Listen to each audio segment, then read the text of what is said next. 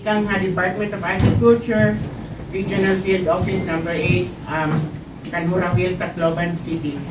Now, yesterday, na-receive namon ang communication kay kang Mayor nga we're invited to this press conference and thank you for inviting us to shed light or pagpahibaro ang epekto of mining in agriculture. So, let me just present a very generic implication of mining to agriculture. Later on, na aton open forum, there might be questions and answer na lang to have it elucidate. Now, while mining contributes sa national economy, kaya itong mining effect na nasabi na ni MPIDC, may mga economic attributes. Now, haaton farming, ngayon haaton communities, may significant effect on mining. Okay? Now, first is land degradation or loss of topsoil. So, nakita naman natin ang hirap pamaagi nga babalikan anay ang topsoil kasi maghihigop ang hindi ay larom. So, that's one. So, land degradation and topsoil and which requires a complete stripping of vegetation. Okay? Fertile topsoil rendering the immediate land unusable to farming for decades. So ginguba naton ang structure ang aton katunaan habaw-baw nga amo iton aton ginuumhan.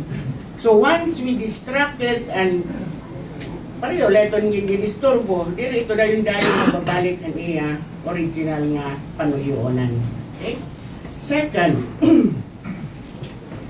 water contamination and scarcity. Now, ining aton mining, dredging, di ba, ginkukot-kot kinta, kuananay naton ng topsoil, then we get the material gin-dredge naton. So there's the tendency of, an era style kasi is flooding muna, di ba? So if you flood, kati maamo tira pag-dredge. So there's that tendency of water contamination. So masulod, and especially so nga rani kita coastal area, the problem of salt intrusion. So ini nga, seawater will connect with our river water, affecting the water resource of the community. Okay? So another is increased coastal erosion and flooding. So siguro at this point in time, naabatan naman natin, it might not be so big as it is, but later on, kung magpapadayon without need for rehabilitation, we might as well. Okay? Then destruction of irrigation facility and soil quality. Okay? Now later on, there might be questions about what happened to the irrigation system of these areas that are affected by mining. So I'll not expound that more. Daniela is here to have it answered. Okay? But it's one of the major aspects of the effect of agriculture, of mining in agriculture. Then socio-economic shifts of the people, of the farmers, of those constituents living within the community. While nasirin ng MPIDC, it will create an economic activity in the whole community, but not siguro instantly within those mine areas. So there is that socio-economic shifts. Magkakaiba talaga. Okay? Then,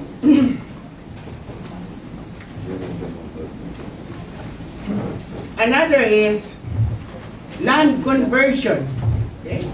So, before rice area ini, but after restoration, if kung restore man ngani or gin-rehab naton, it might not be the same rice area because may mga structural soil in destruction. So iba na niya land conversion from other uses might be affected by mining. Okay? So, in terms of inihinga mining aton operation, diri man inihiya as dusty because water-based man inihiya. But in terms of impact to food security, productivity, and production, definitely because the area has been affected and we cannot produce more, the more nga the yields are very, very low. So ano man ang food security, not only in the community, but also mga nearby and even the whole province or region may be affected. Okay? So, loss of biodiversity. So, when we disturb the habitat of an environment, definitely there are those biodiversity species that are being affected. And it affects the whole flora and fauna of the community. Okay? Then, long-term devaluation. Now, long-term devaluation of the area. So, siguro after 25 years, nga dati ito hiya, napapalit ito hiya for how many pesos per hectare, but the fact that these are not used for product, not unless it has been converted for other uses.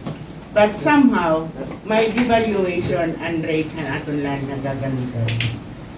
And last but not the least,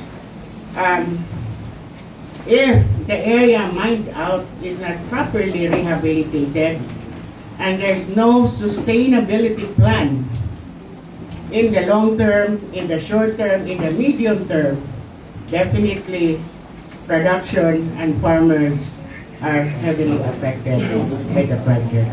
So we just need to have a very good, harmonized, sustained rehabilitation plan for all the stakeholders, parahan mga paraguma diri madihado, parahan komunidad makabenepisyo, but let it be known akadaman kung ano ini. So transparency is also a key factor in order for projects to be harmoniously implemented. So maupay nga kulop kung may dakita ibang